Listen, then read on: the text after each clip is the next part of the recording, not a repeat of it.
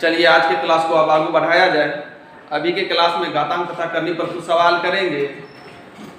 इस पर एक क्लास पहले लिया जा चुका है, जिसमें इसका थ्योरी बता दिए हैं कि घातांक का परिभाषा क्या होता है, घातांक का रूल क्या है, करनी का रूल क्या है, और कुछ सवालें कर लिए हैं। चलिए क्लास को आगे बढ़ाते हैं। देखिए यह सवाल बैंक पीओ 2009 के एग्जाम में पूछा गया था। सवाल है 34 का पावर 56 गुने 34 का पावर माइनस 53 बराबर क्या होगा। इसका आंसर हमको कहता है निकालने के लिए दिया है 34 का पावर 56 गुने 34 का पावर माइनस 53। देखिए आधार सेम रहने पर और गुना में रहे, आधार बराबर रहे और गुना में रहे तो पावर जुड़ जाता है। अगर समझने में दिक्कत हो रहा है कैसे जुड़ जा रहा है, इस पर पहले हम एक क्लास ले चुके हैं, जिसका लिंक हम डिस्क्रिप्शन में दे दिए हैं। तो यहाँ 34 का पावर 3 होगा, 56 में से 53 गया तो 3 होगा। देखिए 34 को गुना करेंगे 3 बार, क्या आएगा हमको 34 गुना 34 बराबर 4 चौका 16, 4 तिया 12 12, 24 से 25, 3 तिया 9, 2 11,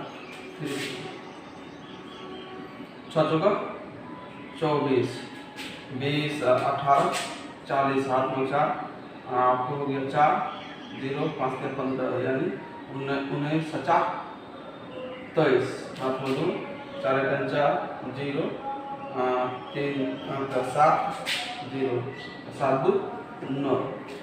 फिर ये आपको हो गया 3 1 3 0 39,304 आता है इसका आंसर 39,304।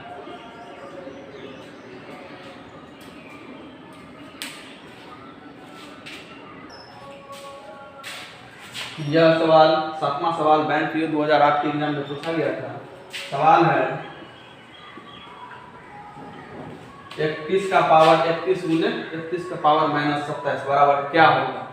चलिए बनाते हैं। दिया है 31 का पावर 31 गुने 31 का पावर माइनस 27। जब आधार बराबर रहे तो पावर गुना में जुड़ जाता है, यानी 31 में से 27 गया तो 4, यानी 31 को 4 बार गुना करना होगा।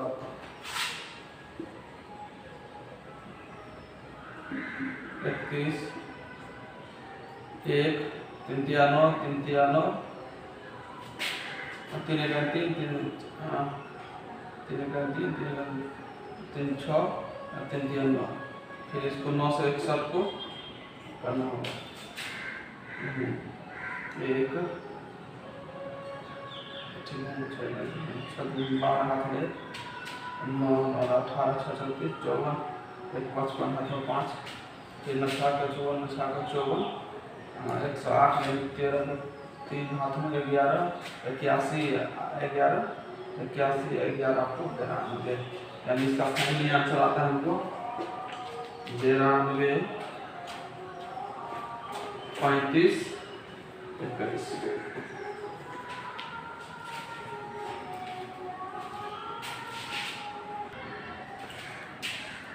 देखिए नवा सवाल, यह सवाल बैंक के 2008 के एग्जाम में पूछा गया है। सवाल है 4 का पावर 2.3 गुने 2 का पावर 2.3 गुने 8 का पावर 1.7 बराबर क्या होगा। इसका आंसर निकालते हैं। दिया है 4 का पावर 2.3 गुने 2 का पावर 2.3 गुने 8 का पावर 1.7। यहाँ देखिए हम 2 को 2 बार गुना करेंगे तो 4, यानी यहाँ हम लिख सकते हैं 2 का पावर 2 गुने 2.3, यानी हो जाएगा आपको ये 6.4। फिर इसको 2.3 गुने ये हो गया 2 का पावर यहाँ 3 होगा, 3 बार 2 को 3 बार गुना करेंगे तो 8 होगा, और इसमें 3 से गुना हो जाएगा तो 7×30.3132 यहाँ 5 हो गया। अब देखिए आधार से रहने पर गुना में पावर टूट जाता है, यानी होगा 2 का पावर 1 3 4 6 10, 0 हाथ में 1 हो जाता है, और ये हो गया 5 2 7, 7 का 11 12, इसका पावर 12। इसका आंसर होगा 2 को 12 बार गुना कीजिए, 2 गुने 2 गुने 2 गुने 2 गुने 2 गुने 2 गुने 2 1 2 3 4 5 6 7 8 9 10 11 12, 2 दूनी 4 दूनी 8 दूनी 16 दूनी 32 दूनी 64 64 दूनी 128 दूनी 256 दूनी 512 दूनी 1024 दूनी 2048 दूनी 4096, यानी इसका आंसर हमको आता है 4096।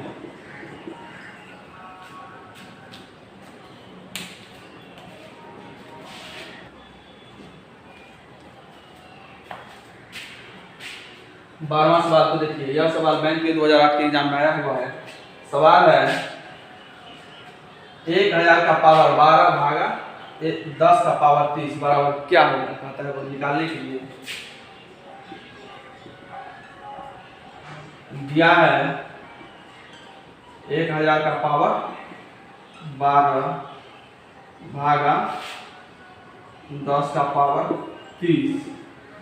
यहाँ हम इसको लिख सकते हैं 10 का पावर 3, 10 का पावर 3 रहेगा और उसको गुना करेंगे तो 1000 हो जाएगा, और 12 से गुना हो जाएगा तो हो जाएगा 36 भागा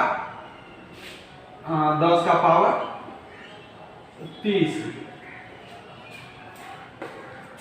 आधार बराबर रहे और भाग में रहे तो पावर घट जाता है, तो होगा 10 का पावर 36 में से 30 गया तो क्या होता है आपका,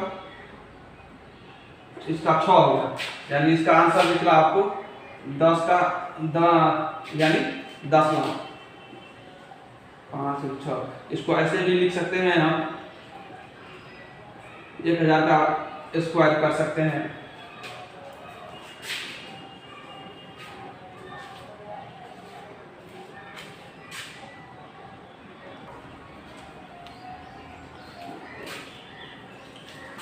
तेरहवां सवाल देखिए, दिया है रूटेंडर 24 का पावर 4 जोड़ 224 बराबर, यहाँ कुछ नहीं है, यहाँ वाट दिया हुआ है गुने 20 का पावर 2, यानी हमको कहता है यहाँ क्या होगा कि फाइंड करने के लिए, यहाँ इस जगह पर क्या होगा ज्ञात करने के लिए हमको कहता है।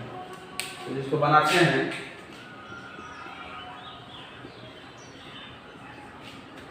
दिया है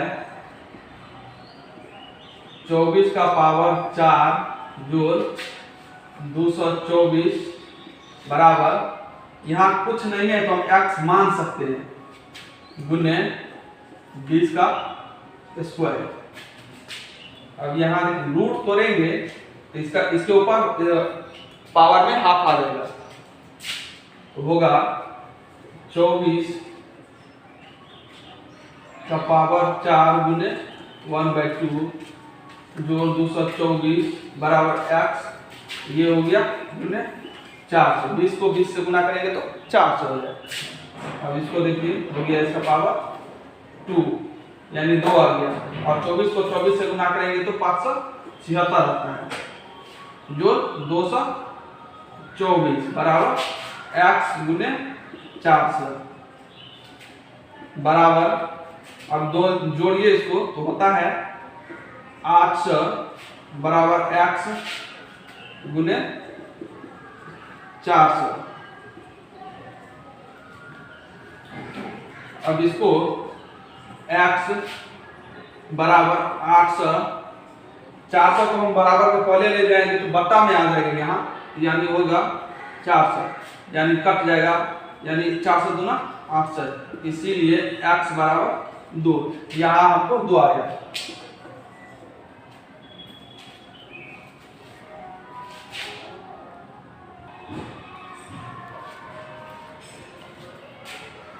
इस सवाल को देखिए, यह 2007 में पूछा गया है।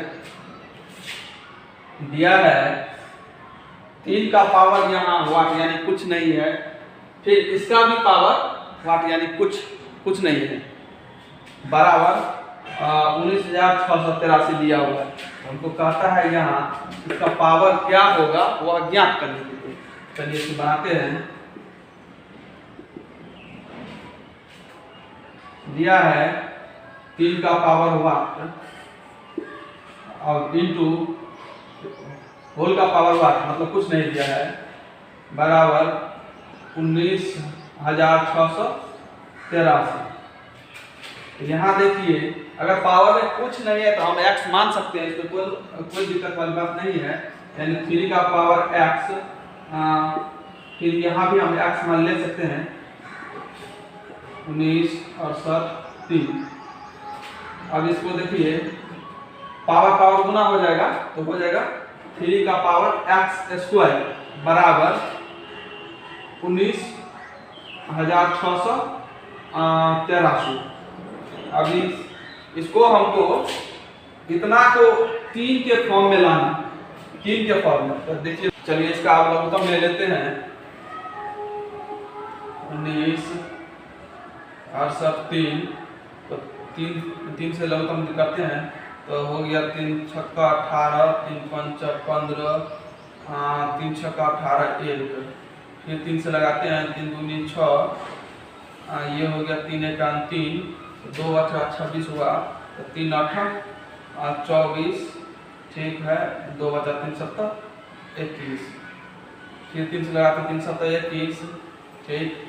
इसके बाद 3 दूनी 6, ये हो गया, फिर से 3 9 27, और यहाँ 9 से लगेगा 9 8 72, 9 1 9, फिर 9 से 9 9 81, यानी यहाँ हो गया हमको 3 का x पावर x स्क्वायर बराबर 3 थो 3 और 3 थो 9 हो गया, यानी 3 का पावर 3 गुने 9 का पावर 3।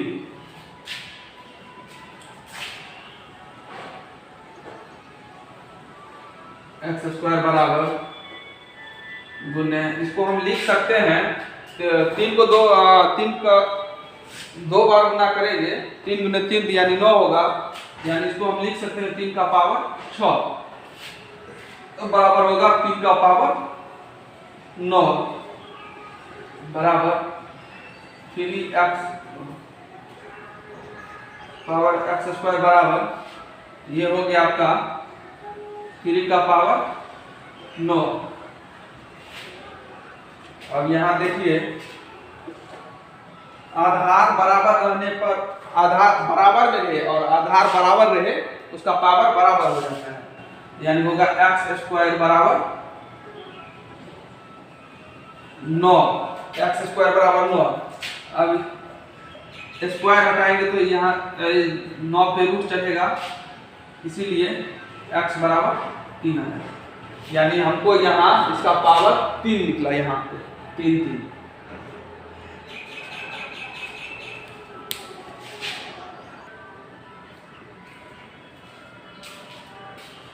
पंद्रहवां सवाल को देखिए, यह सवाल PCS 2008 में पूछा गया है।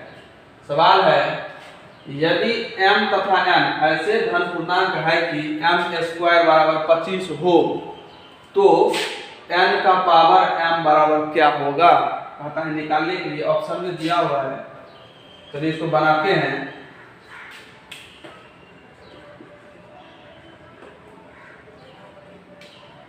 हमको दिया है m स्क्वायर बराबर 25, m स्क्वायर बराबर, अच्छा m स्क्वायर नहीं है, m का पावर n है, यानी n बराबर 25। इसको हम लिखेंगे m का पावर n बराबर 5 का स्क्वायर लिख सकते हैं इसको। यहाँ देखिए m का पावर n बराबर 5 का पावर 2, यहाँ बराबर में है, इसीलिए आधार आधार के बराबर होगा और पावर पावर के बराबर होगा, इसीलिए m बराबर 5 और n बराबर 2। अब n का पावर m बराबर, तो n हमको कितना निकला है 2 और m निकला है 5, तो हमको हो जाएगा 2 को 5 बार हम गुना करेंगे तो हमको क्या आएगा 2 गुने 2 गुने 2 3 4 5, 2 गुने 4 गुने 8 गुने 16 गुने 32, यानी यह ऑप्शन सही है।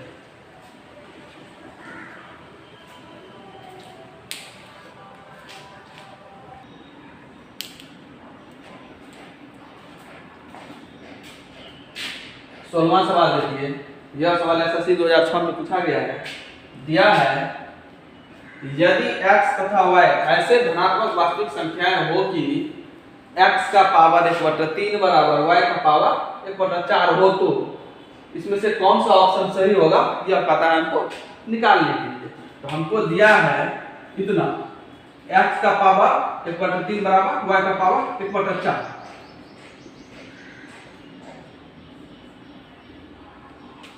दिया है x का पावर 1/3 बराबर y का पावर 1/4। इसको करेंगे क्या, इसमें एक कोई ऐसी संख्या से गुना करेंगे जो 3 और 4 दोनों से कटे।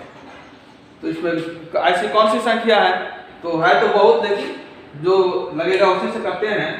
तो यहाँ हम 12 से गुना करेंगे, तो देखिए 12 3 चौका 12 और 4 तिया 12 कट जा रहा है, तो x का पावर 1/3 गुने 12 बराबर y का पावर 1/4 गुने 12। देखिए बराबर के पहले जो करेंगे हम बराबर के बाद भी वही करेंगे, जोड़ेंगे घटाएंगे गुना करेंगे तो बराबर के बाद भी वही करेंगे। यहाँ देखिए 3 चौका 12 4 तिया 12 कट गया। अब x का पावर 4 बराबर x का पावर y का पावर 3। देखिए ऑप्शन में 4 3 नहीं मिल रहा है।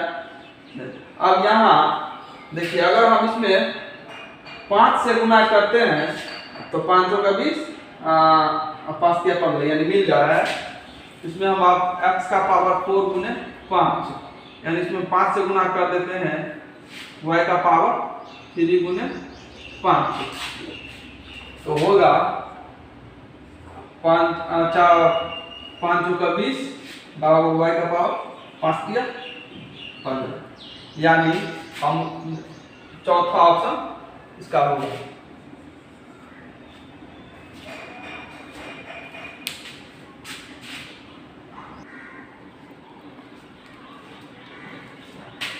सत्रहवां सवाल को देखिए, दिया है यदि रूटेंद्र 3 का पावर n बराबर 81 हो तो n बराबर क्या होगा। हमको n का मान का निकालने के लिए दिया है 3 का रूटेंद्र 3 का पावर n बराबर 81। यहाँ हम रूट तोड़ेंगे, इसके ऊपर हाफ आ जाएगा यानी गुने 1/2 81।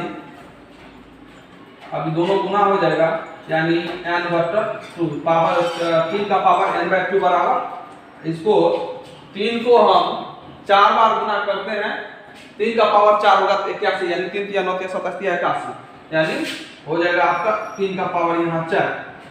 अब देखिए आधार बराबर में रहे और आधार सेम रहे तो इसका पावर बराबर हो जाता है। तो यहाँ होगा n/2 बराबर 4। अब यहाँ 2 में 4 से गुना हो जाएगा यानी 4 गुने 2, इसीलिए n बराबर 8 आंसर होगा।